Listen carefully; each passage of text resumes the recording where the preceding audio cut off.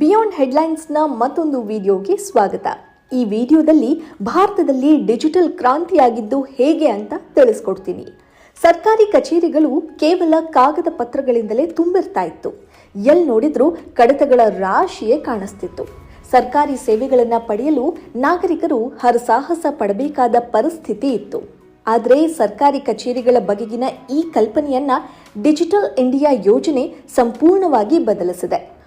Online ಮೂಲಸೌಕರ್ಯ ಸುಧಾರಣೆ ಮತ್ತು ಅಂತರ್ಜಾಲ ಸಂಪರ್ಕವನ್ನು ಹೆಚ್ಚಿಸುವ ಮೂಲಕ ನಾಗರಿಕರಿಗೆ ಸರ್ಕಾರಿ ಸೇವೆಗಳನ್ನು ವಿದ್ಯುನ್ಮಾನವಾಗಿ ಲಭ್ಯವಾಗುವಂತೆ ಮಾಡಲು ಭಾರತ ಸರ್ಕಾರ ಡಿಜಿಟಲ್ ಇಂಡಿಯಾ ಅಭಿಯಾನವನ್ನು ಪ್ರಾರಂಭಿಸಿ ಅಭೂತಪೂರ್ವ ಯಶಸ್ಸು ಸಾಧಿಸಿದೆ. ಈ ಹಿನ್ನೆಲೆಯಲ್ಲಿ ಡಿಜಿಟಲ್ ಇಂಡಿಯಾ ಯೋಜನೆ ಅಂದರೆ ಏನು? ಇದರಿಂದ ನಾಗರಿಕರಿಗೆ ಏನೆಲ್ಲ ಅನುಕೂಲಗಳಿವೆ? ಈ ಯೋಜನೆಯಡಿ ಕೈಗೊಳ್ಳಲಾಗಿರುವ ಕ್ರಮಗಳು ಏನೇನು? ಹೀಗೆ ಡಿಜಿಟಲ್ ಇಂಡಿಯಾ ಯೋಜನೆಯ ಕುರಿತ ಸಂಪೂರ್ಣ ಮಾಹಿತಿಯನ್ನ ತಿಳಿಸ್ಕೊಡ್ತೀನಿ. ಏನಿದು ಡಿಜಿಟಲ್ ಇಂಡಿಯಾ ಯೋಜನೆ ಅಂತ ನೋಡೋದಾದ್ರೆ, ಡಿಜಿಟಲ್ ಇಂಡಿಯಾ ಎಂಬುದು ಗ್ರಾಮೀಣ ಪ್ರದೇಶಗಳಿಗೆ ಹೆಚ್ಚಿನ ವೇಗದ ಅಂತರ್ಜಾಲ ಜಾಲಗಳನ್ನು ಒದಗಿಸಲು ಭಾರತ ಸರ್ಕಾರವು ಕೈಗೊಂಡ ಉಪಕ್ರಮವಾಗಿದೆ. Make in India, Bharat Mala, Sagar Mala, startup India, Bharat net ಮತ್ತು ಸ್ಟ್ಯಾಂಡಪ್ ಇಂಡಿಯಾ ಸೇರಿದಂತೆ ಇತರೆ ಸರ್ಕಾರಿ ಯೋಜನೆಗಳಿಗೆ ಪೂರಕವಾಗಿ 2015 ಜುಲೈ 1 ಪ್ರಧಾನಿ ನರೇಂದ್ರ ಮೋದಿ ಅವರು ಡಿಜಿಟಲ್ ಇಂಡಿಯಾ ಮಿಷನ್ ಅನ್ನು ಪ್ರಾರಂಭಿಸಿದ್ರು. ಡಿಜಿಟಲ್ ಇಂಡಿಯಾ ಯೋಜನೆಯ ಉದ್ದೇಶಗಳು ಏನು ಅಂತ ತಿಳಿಯೋದಾದ್ರೆ, ಪ್ರತಿಯೊಬ್ಬ ನಾಗರಿಕನಿಗೂ ಉಪಯುಕ್ತ ಡಿಜಿಟಲ್ ಮೂಲಸೌಕರ್ಯ, ಇದರಲ್ಲಿ ಹೈಸ್ಪೀಡ್ ಇಂಟರ್ನೆಟ್ ಲಭ್ಯವಾಗಿಸುವಿಕೆ, ವಿಶಿಷ್ಟ ಡಿಜಿಟಲ್ ಗುರುತು, ಮೊಬೈಲ್ ಫೋನ್ ಮತ್ತು ಬ್ಯಾಂಕ್ ಖಾತೆ ಪ್ರವೇಶ ಮತ್ತು ಸಾಮಾನ್ಯ ಸೇವಾ ಕೇಂದ್ರಗಳಿಗೆ ಪ್ರವೇಶವನ್ನು ಒದಗಿಸುವುದು ಸೇರಿದೆ. ಆಡಳಿತ ಮತ್ತು ಬೇಡಿಕೆ ಆಧಾರಿತ ಸೇವೆಗಳು, ಇದು ಇಲಾಖೆಗಳಾದ್ಯಂತ ಸೇವೆಗಳ ತಡೆರಹಿತ ಏಕೀಕರಣ, ಆನ್ಲೈನ್ ಮತ್ತು ಮೊಬೈಲ್ ಪ್ಲಾಟ್ಫಾರ್ಮ್ಗಳಲ್ಲಿ ಸೇವೆಗಳ ನೈಜ ಸಮಯದ ಲಭ್ಯತೆ ಮತ್ತು ವ್ಯವಹಾರ ಮಾಡುವ ಸುಲಭತೆಯನ್ನು ಸುಧಾರಿಸಲು ಸೇವೆಗಳ ಡಿಜಿಟಲ್ ರೂಪಾಂತರದ ಮೇಲೆ ಕೇಂದ್ರೀಕರಿಸುತ್ತೆ.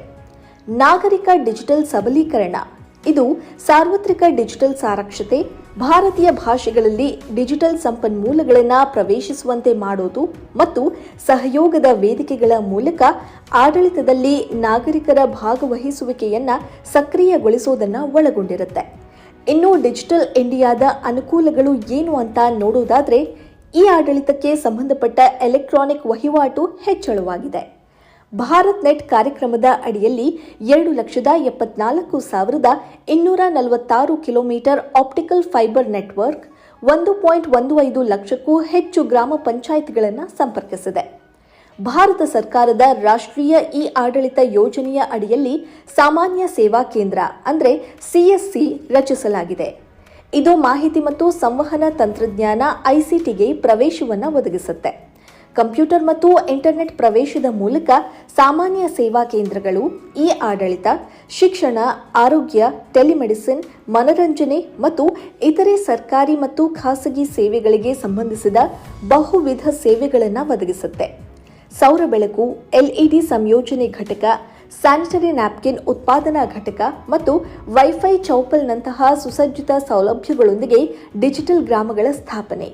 ಸೇವೆಗಳ ವಿತರಣೆಗೆ ಇಂಟರ್ನೆಟ್ ಡೇಟಾವನ್ನು ಪ್ರಮುಖ ಸಾಧನವಾಗಿ ಬಳಸಲಾಗುತ್ತೆ ಮತ್ತು ನಗರ ಇಂಟರ್ನೆಟ್ ಒಳಗೊಳ್ಳುವಿಕೆ 64% ತಲುಪಿದೆ. ಸರ್ಕಾರವು ಡಿಜಿಟಲ್ ಇಂಡಿಯಾ ಅಭಿಯಾನದ ಅಡಿಯಲ್ಲಿ ಹಲವು ಉಪಕ್ರಮಗಳನ್ನು ಕೈಗೊಂಡಿದೆ. ಭಾರತ್ ನೆಟ್, ಎಲ್ಲ 2.5 ಲಕ್ಷ ಗ್ರಾಮ ಪಂಚಾಯತ್ಗಳಿಗೆ ಹೆಚ್ಚು ವೇಗದ ಬ್ರಾಡ್ಬ್ಯಾಂಡ್ ಸಂಪರ್ಕ ಒದಗಿಸುವುದು ಭಾರತ್ ನೆಟ್ ಉಪಕ್ರಮದ ಉದ್ದೇಶ.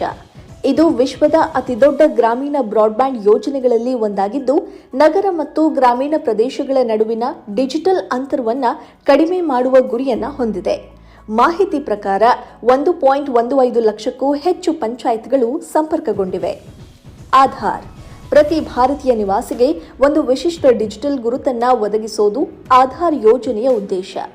ಬ್ಯಾಂಕಿಂಗ್, ಸಬ್ಸಿಡಿಗಳು ಮತ್ತು ಮೊಬೈಲ್ ಸಂಪರ್ಕಗಳಿಗೆ ಸಂಬಂಧಿಸಿದ 12 ಅಂಕಿಯ ಬಯೋಮೆಟ್ರಿಕ್ ಆಧಾರಿತ ಗುರುತು ಇದಾಗಿದೆ. ಯೂನಿಫೈಡ್ ಪೇಮೆಂಟ್ಸ್ ಇಂಟರ್ಫೇಸ್ ಅಂದರೆ ಯುಪಿಐ, ತಕ್ಷಣದ, ಸುರಕ್ಷಿತ ಮತ್ತು ಪರಸ್ಪರ ಕಾರ್ಯನಿರ್ವಹಿಸಬಲ್ಲ ಡಿಜಿಟಲ್ ಪಾವತಿ ವ್ಯವಸ್ಥೆಯಾಗಿದೆ. ರಾಷ್ಟ್ರೀಯ ಪಾವತಿ ನಿಗಮದಿಂದ ಅಭಿವೃದ್ಧಿಪಡಿಸಲಾಗಿದ್ದು, ಮೊಬೈಲ್ ಆಪ್ಗಳ ಮೂಲಕ ಬ್ಯಾಂಕ್ಗೆ ಬ್ಯಾಂಕ್ ವರ್ಗಾವಣೆಗೆ ಅವಕಾಶ ನೀಡುತ್ತೆ. ಆರ್ಥಿಕ ಸೇರ್ಪಡೆಯಲ್ಲಿ ಕ್ರಾಂತಿಕಾರಿ ಬದಲಾವಣೆ. ಭಾರತವು ಡಿಜಿಟಲ್ ವಹಿವಾಟು ಪ್ರಮಾಣದಲ್ಲಿ ಮುಂಚೂಣಿಯಲ್ಲಿದೆ. ಡಿಜಿಲಾಕರ್ ದಾಖಲೆಗಳನ್ನು ಸುರಕ್ಷಿತವಾಗಿ ಸಂಗ್ರಹಿಸಲು ಮತ್ತು ಪ್ರವೇಶಿಸಲು ಕ್ಲೌಡ್ ಆಧಾರಿತ ವೇದಿಕೆ ಒದಗಿಸುತ್ತೆ. ಪ್ರಮಾಣ ಪತ್ರಗಳು, ಗುರುತಿನ ಚೀಟಿಗಳು ಮತ್ತು ಇತರೆ ದಾಖಲೆಗಳನ್ನು ಡಿಜಿಟಲ್ ರೂಪದಲ್ಲಿ ಸಂಗ್ರಹಿಸಬಹುದು. 1.5 ಕೋಟಿಗೂ ಹೆಚ್ಚು ಬಳಕೆದಾರರು ಮತ್ತು 5 ಶತಕೋಟಿ ದಾಖಲೆಗಳು ನೀಡಲಾಗಿವೆ.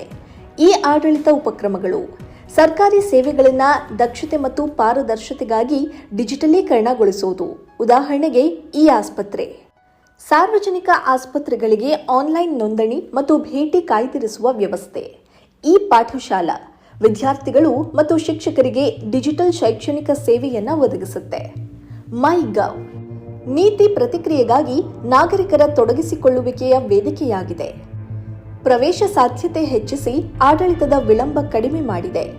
ಸಾಮಾನ್ಯ ಸೇವಾ ಕೇಂದ್ರಗಳು ಅಂದರೆ CSC ಗ್ರಾಮೀಣ ಮತ್ತು ದೂರದ ಪ್ರದೇಶಗಳಿಗೆ ಸರ್ಕಾರಿ ಮತ್ತು ಖಾಸಗಿ ಸೇವೆಯನ್ನ ಒದಗಿಸೋದು. ಗ್ರಾಮ ಮಟ್ಟದ ಉದ್ಯಮಿಗಳು CSCಗಳನ್ನು ನಿರ್ವಹಿಸುತ್ತಾರೆ.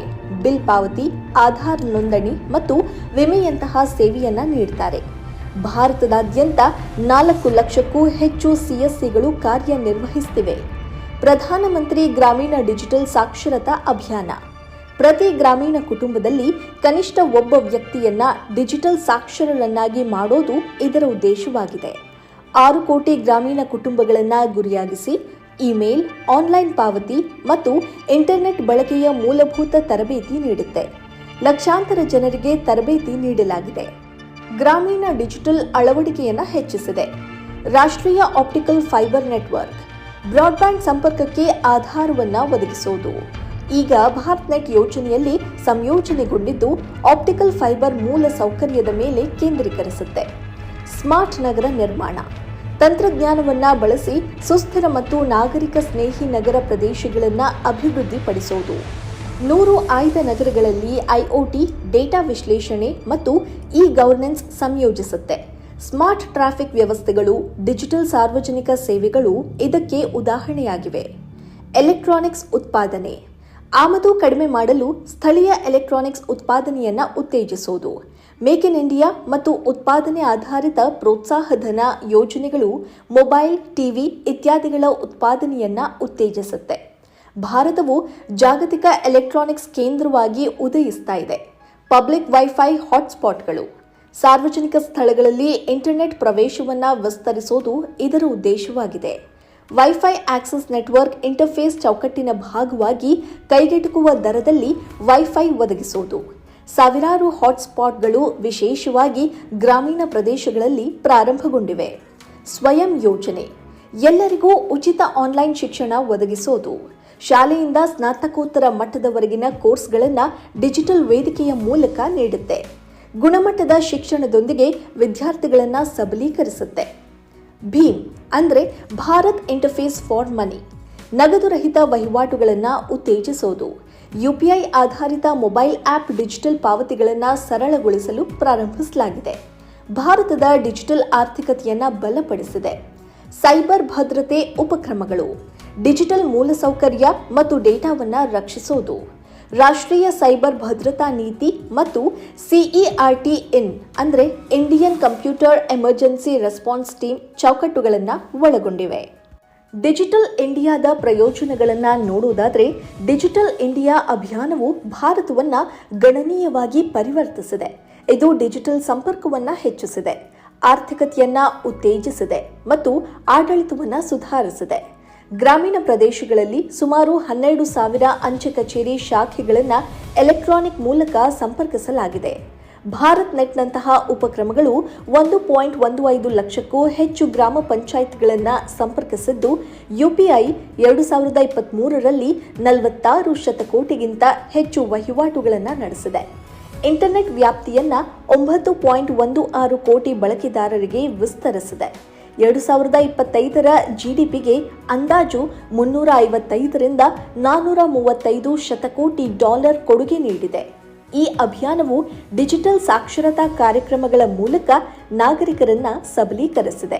ಡಿಜಿಲಾಕರ್ನಂತಹ ಈ ಆಡಳಿತ ವೇದಿಕೆಗಳ ಮೂಲಕ 1.5 ಕೋಟಿಗೂ ಅಧಿಕ ಬಳಕೆದಾರರು ಈ ಸೇವೆಗಳನ್ನು ಸುಗಮಗೊಳಿಸುವಂತೆ ಮಾಡಿದೆ ಮತ್ತು ಸಾಮಾನ್ಯ ಸೇವಾ ಕೇಂದ್ರಗಳು ಮತ್ತು ಐಟಿ ಬೆಳವಣಿಗೆಯ ಮೂಲಕ ಉದ್ಯೋಗ ಸೃಷ್ಟಿಯನ್ನ ಉತ್ತೇಜಿಸಿದೆ. ಇದು ಸಾಮಾಜಿಕ ಅಂತರವನ್ನು ಕಡಿಮೆ ಮಾಡಿದೆ, ಆರೋಗ್ಯ ಸೇವೆ ಪ್ರವೇಶವನ್ನು ಸುಧಾರಿಸಿದೆ.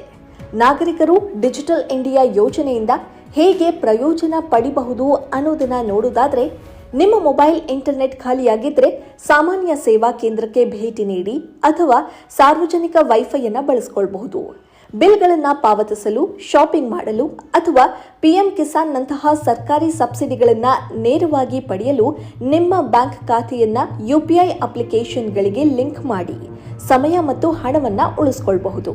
ಪ್ರಮಾಣ ಪತ್ರಗಳು, ಐಡಿಗಳು ಅಥವಾ ಭೂ ದಾಖಲೆಗಳನ್ನು ಸುರಕ್ಷಿತವಾಗಿ ಸಂಗ್ರಹಿಸಲು ಮತ್ತು ಪ್ರವೇಶಿಸಲು, ಭೌತಿಕ ದಾಖಲೆಗಳ ತೊಂದರೆಗಳನ್ನು ತಪ್ಪಿಸಲು ನಿಮ್ಮ ಆಧಾರ್ನೊಂದಿಗೆ ಡಿಜಿಲಾಕರ್ಗೆ ಸೈನ್ ಅಪ್ ಮಾಡಿ. ಸರ್ಕಾರಿ ಸೇವೆಗಳನ್ನು ಪಡೆಯಲು ಅಥವಾ ಯೋಜನೆಗಳಿಗೆ ಅರ್ಜಿ ಸಲ್ಲಿಸಲು ಯುಮಂಗ್ನಂತಹ ಅಪ್ಲಿಕೇಶನ್ಗಳನ್ನು ಬಳಸಿ ಅಥವಾ ಸಾಮಾನ್ಯ ಸೇವಾ ಕೇಂದ್ರಕ್ಕೆ ಭೇಟಿ ನೀಡಿ. ಆಸ್ಪತ್ರೆ ಭೇಟಿ ಸಮಯವನ್ನು ಕಾಯ್ದಿರಿಸಿ ಅಥವಾ ಆನ್ಲೈನ್ನಲ್ಲಿ ತೆರಿಗೆಗಳನ್ನು ಸಲ್ಲಿಸಿ. ಎಲ್ಲವನ್ನೂ ನಿಮ್ಮ ಸ್ಥಳೀಯ ಭಾಷೆಯಲ್ಲಿ ಆಯ್ಕೆಯನ್ನ ನೀಡಲಾಗಿದೆ. ಆನ್ಲೈನ್ ಪರಿಕರಗಳನ್ನು ಕರಗತ ಮಾಡಿಕೊಳ್ಳಲು ಪ್ರಧಾನಮಂತ್ರಿ ಗ್ರಾಮೀಣ ಡಿಜಿಟಲ್ ಸಾಕ್ಷರತಾ ಅಭಿಯಾನ ಸ್ಥಳೀಯ ಕೇಂದ್ರದಲ್ಲಿ ಉಚಿತ ಡಿಜಿಟಲ್ ಸಾಕ್ಷರತಾ ತರಬೇತಿಗೆ ನೋಂದಾಯಿಸಿಕೊಳ್ಳಿ ಅಥವಾ ಉದ್ಯೋಗಗಳಿಗೆ ಕೌಶಲ್ಯವನ್ನು ಹೆಚ್ಚಿಸಲು ಸ್ವಯಂನಲ್ಲಿ ಉಚಿತ ಕೋರ್ಸ್ಗಳನ್ನು ಆಯ್ಕೆ ಮಾಡಿಕೊಳ್ಳಬಹುದು.